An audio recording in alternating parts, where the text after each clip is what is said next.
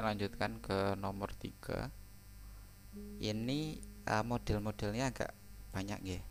Tapi yang paling mudah itu adalah model kalau pesawatnya itu diam, pesawatnya bergerak, sasarannya diam. Yang agak yang kemarin yang di soal saya berikan yang 15 soal itu yang sasarannya diam. Ya, hampir sama dengan ini. Kalau yang lebih kompleks lagi itu yang soal ulangan harian. Ininya diam, bergerak, targetnya bergerak, yang nembak bergerak, yang nembak miring posisinya. Itu agak kompleks sedikit aja. Kalau ini sebenarnya gampang juga. Pokoknya paling gampang kalau targetnya diam. Kalau pesawatnya bergerak, nembak, posisi target diam, itu gampang.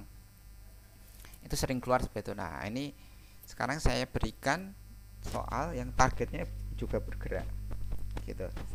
Kalau targetnya bergerak, maka jaraknya itu yang berbeda. Jarak mendatarnya itu yang agak berbeda. Gini, sebuah pesawat tempur hendak menembakkan bom pada tank musuh dari ketinggian 3.120 meter di atas tank. Jika tank dan pesawat bergerak konstan sesuai dengan gambar di atas, maka jarak X antara pesawat dan tank saat bom ditembakkan agar tepat mengenai tank. Di sini tidak, biasanya kalau soal model seperti ini tidak diberikan informasi sudut. Kenapa? Karena dia tidak membutuhkan sudut sebenarnya. Kalau yang mendatar seperti ini biasanya tidak dibutuhkan sudut. Kenapa? Dia adalah geraknya gerak mendatar. Nah, ini gerak mendatar. Ini geraknya kan mendatar. Gerak mendatar itu berarti kan sumbu X. Sumbu X itu berarti kita gunakannya GLB. Nah, gitu.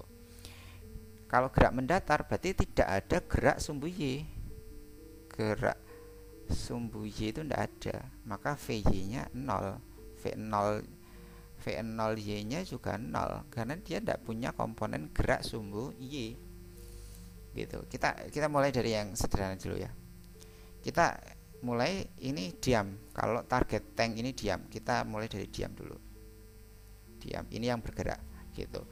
Kalau dia tidak mempunyai kecepatan sumbu Y, jadi kan kita hanya menggunakan rumus GLB, tidak menggunakan GLBB lagi, gitu.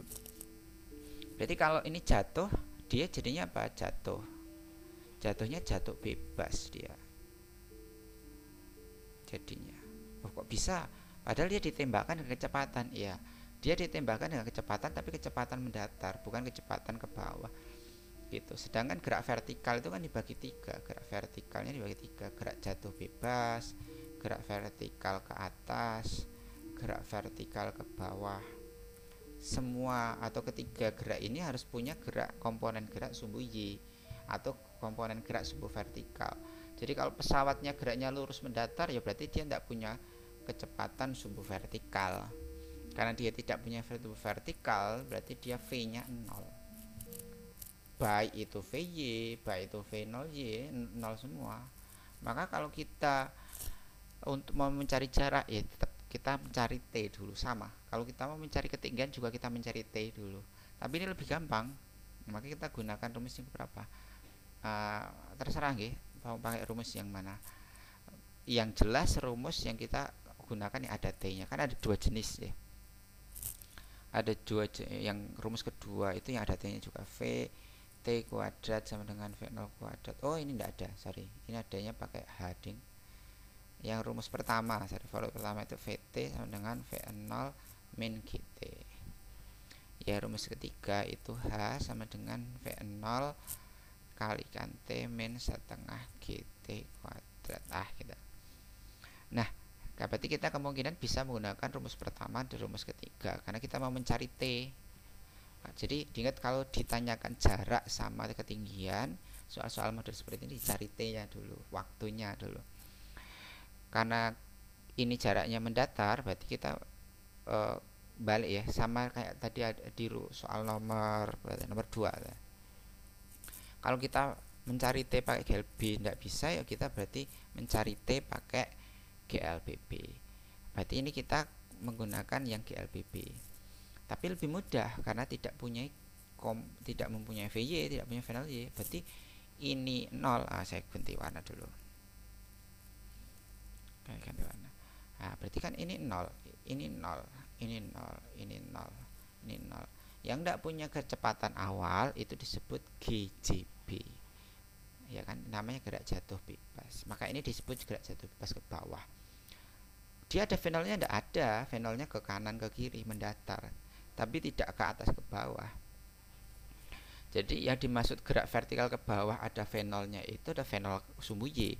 Kalau dia diberikan venol tapi venol sumbu ya bukan gerak vertikal ke bawah, dia masuknya GJB tetap. Karena dia tidak ada venol sumbu Y-nya. Gitu nggih. Berarti kita karena mencari T berarti tidak menggunakan ini. Loh, boleh tidak menggunakan ini? Kalau seperti ini kita gimana nggih? Ini akan kesulitan juga. Kesulitan di sini. Oh, ini yang 0 di sini. Ini tidak 0 deh. Ini tidak 0, ini tidak 0. Karena kita tidak tahu VT-nya. Maksudnya titik VY di sini titik awal ini 0, tapi beberapa detik kemudian kan kecepatannya tambah plus GT. Maka ini tidak jadi 0 ya. Ini ke bawah, sorry nggih. Jadi geraknya ke bawah. Maka positif. Maka kita pakainya gini. Oh, kenapa kita tidak pakai yang nomor 1? Karena VT itu diketahui. Jadi bukannya 0 ya. Yang 0 yang ini, sorry. Ini tidak jadi 0. Yang 0 adalah venolnya. Berarti ini VY-nya ada masih. VY itu 0 di titik awal. Jadi kayak jatuh bebas kalau puncak ya, puncak parabola. Kalau masih ingat puncak parabola, nah gini. Di titik puncak ini kan dia VY-nya ya 0. Dia sebagai juga venol Y juga 0. Maksudnya di titik puncak ini 0 semua. Tapi kalau sudah turun sedikit saja berarti dia kan punya kecepatan plus GT gitu nggih. Maksudnya ini 00 itu di titik puncak gitu. Berarti kita pakai yang nomor 3 saja. Karena ada ketinggian di sini 3125. Kita masukkan rumusnya.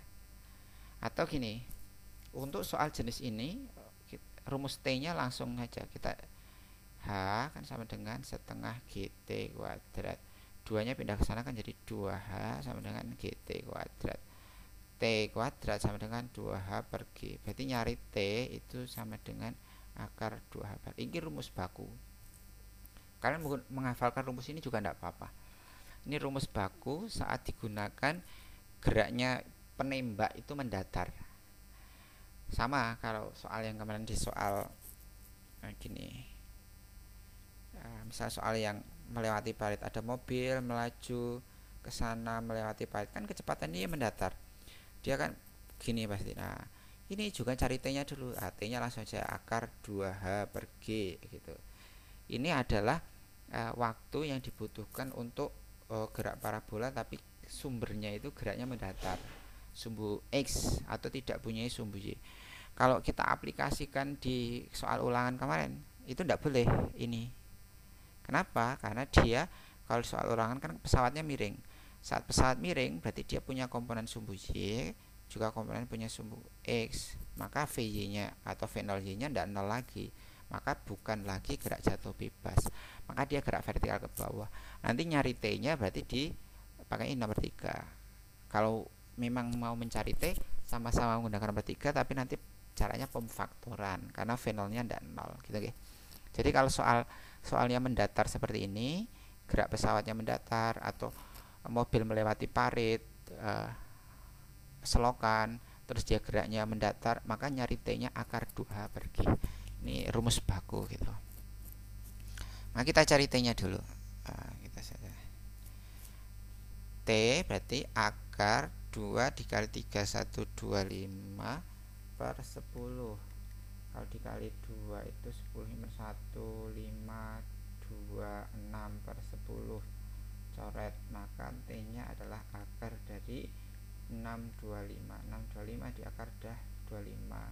Berarti waktu peluru sampai ke tank itu adalah 25 detik gitu. Berarti jarak kalau diam ya, ini sekali lagi kalau tanknya diam berarti jarak mendatar atau X itu berarti kan pakai GLB. Saya ganti rumus pakai GLB. X sama dengan Vx kali T. Vx itu berarti karena dia ndak sudah geraknya sumbu X, berarti tidak pakai cos lagi. Yang pakai cos kalau dia miring dicari sumbu X, kalau dia sudah di sumbu X ya berarti tidak pakai cos lagi. Itu 72 km per jam itu gimana ngubah jadi meter per sekon, tinggal dibagi. Jadi di mana nih, 72 km per jam itu sama dengan 72 dibagi 3,6 atau ketemunya 20 meter per sekon. Nah ini berarti kalau yang 36 10 meter per sekon, berarti ini 20 kali 25 itu ketemunya 500 meter. Jadi kalau tanknya diam, maka jarak antara pesawat dengan tank itu adalah 250 meter. 500 meter. Ini kalau tanknya diam, jaraknya itu baru tepat sasaran. Masalahnya sekarang tanknya bergerak ini. Nah, waktu yang dibutuhkan peluru sampai bawah itu 25 detik. Gitu. Kalau 25 detik, tanknya ini sudah tidak di posisi ini lagi. Dia sudah bergerak ke sana selama 25 detik. Maka jaraknya harus lebih jauh dari ini. Gitu. Harus lebih jauh dari ini. Karena pesawatnya juga bergerak ke sana pakai 20, berarti 25 detik kemudian. Makanya jadi gini. Jadi ibaratnya gini, tanknya masih di sini, tanknya itu masih di sini, gitu nggih. Tanknya masih di sini, peluru harus ditembakkan. Jadi saat tanknya sudah sampai sini, pelurunya sampai gitu loh. Kalau tanknya diam kan langsung 25 detik sampai jebret gitu. Berarti kalau dia geraknya ke kanan, berarti kan nunggu gitu. Jadi misal gini, kalau ini bergerak 25 detik kemudian, kalau sasar pas jaraknya 500 meter kok ditembakkan, ini peluru sampai sini kan 25 detik lah. 25 detik kemudian tanknya tidak di sini lagi, dia sudah ke depan. Tank, jarak tanknya berapa kalau 25 detik gini? Pada T 25 detik jarak tanknya itu berarti kan kecepatannya 10 ini nggih, 10 3,6 bagi 3,6 berarti 10 meter per sekon. Berarti jarak tanknya itu adalah 25 kali 10 berarti 250 meter. Jadi saat peluru sampai sini, tanknya itu sudah di depan 250, berarti tidak ngenai tank lagi. Maka peluru itu ditembakkan harus mundur sejauh apa? Sejauh ini gitu loh. Berarti setelah 25 detik dia sudah sampai sini gitu. Bedanya kalau diam sama bergerak seperti itu. Kalau tanknya itu diam maka jawabannya 500 meter karena dia posisinya tetap di situ. Tapi kalau tanknya itu bergerak, misal ini kan bergeraknya ke kanan, karena bergeraknya ke kanan berarti jarak antara pesawat dan tank itu harus sebelum 500 meter. Sebelumnya seberapa? Ya mundur sejauh, kalau dia 25 meter 25 detik itu dia jaraknya 500 meter. Maka jarak mundur itu berarti 500 dikurangi 250. 250 itu jarak tank setelah 25 detik. Berarti kan selama 25 detik tanknya itu sudah menempuh jarak 250 gitu. Berarti tank antara posisi pesawat dengan tank itu harus 25 meter jaraknya gitu. Jawabannya berarti yang 200 meter, bukan yang 500. Kalau 500 ini posisi tanknya diam.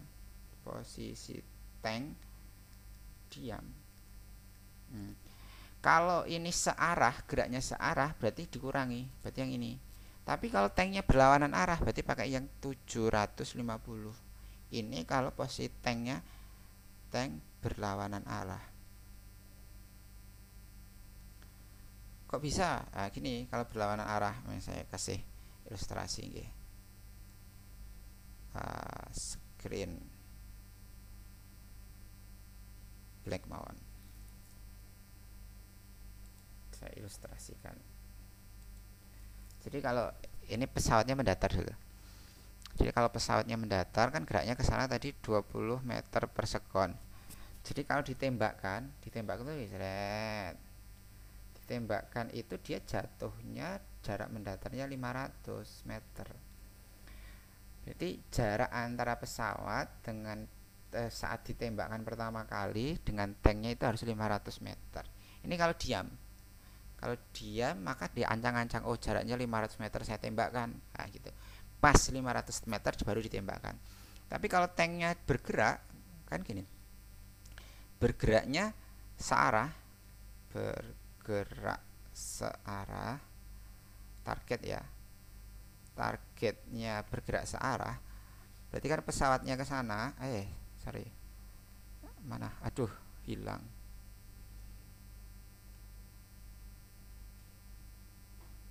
Oh, hilang ya. Bentar, saya bikinkan slide baru aja biar bisa disimpan. Bentar ya.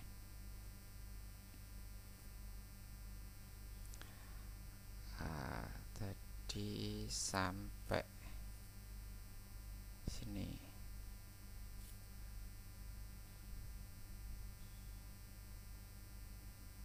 Mana? Bentar.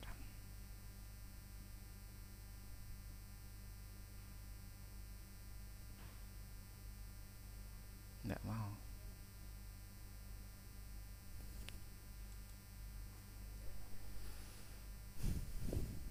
New slide. Satu lagi. Nah, biar bisa kan dari posisi diam ya. Jadi dari targetnya itu diam. Jadi model soalnya kalau yang geraknya mendatar itu ada 3 targetnya diam. Jadi kalau targetnya diam lebih paling gampang itu targetnya diam. Jadi kalau target diam berarti kan pesawatnya ke sana, pesawat 20 meter per sekon. 20 meter per sekon. Ini sudah jam kedua ya. Bentar, 20 meter per sekon. Kemudian ke sana itu ada tanknya diam. Berarti tinggal cari T-nya aja. Awalnya nyari T itu pakai akar 2H per G. Kemudian nyari X-nya, ya tinggal Vx kali T. Nah, Vx karena ini sudah mendatar berarti tidak pakai cos, tinggal 20 kali T-nya berapa. Gitu, gampang. Lah sekarang kalau targetnya bergerak searah, target bergerak searah. Nah, kalau targetnya bergerak searah kan ke sana 20 meter per sekon. Tanknya ke sana juga 10 meter per sekon. Maka jaraknya kan tidak bisa kita konstankan gitu. Padahal dia harus tadi ketemunya 500, dia harus 500 meter ini baru dia pelurunya biar sampai sana. Maka dia harus mundur. Waktu yang digunakan tadi kan 25 detik. Berarti dia harus mundur sejauh 25 detik. Berarti X tanknya itu tadi kan berarti 25 kali 10 250 meter. Berarti dia harus mundur 250 meter biar supaya kalau sudah 25 detik dia posisinya sudah 500 meter gitu nggih. Maka jarak antara pesawat dan tank itu ya berarti 500 itu normalnya, tapi karena tanknya bergerak maka mundur sejauh 250 meter. Maka 250 meter itu jarak pesawat dengan tank. Kalau targetnya bergerak berlawanan itu berarti mundurnya ke kanan kan gini. Kan jarak ini harus 500 meter, berarti 25 detik kemudian kan ke sini. Berarti ditambah 250 meter, maka jaraknya pesawat itu harus 500 ditambah 250 atau 750 meter. Jadi kalau arah pesawat dan target itu berlawanan arah, maka tanknya harus mundurnya ke kanan, mundur ke sana jauh, biar 25 detik kemudian dia posisinya di 500 meter dengan pesawat. Nah, tapi ini juga ngitung ke sana juga, jadi pas 25 detik pas itu nggih gitu. Asal ini pas penembaknya, jadi pas jarak nembaknya bukan jarak geraknya gitu nggih. Gitu saya sudah jam kedua aja. Saya akhiri, nanti pembahasan selanjutnya nomor 4.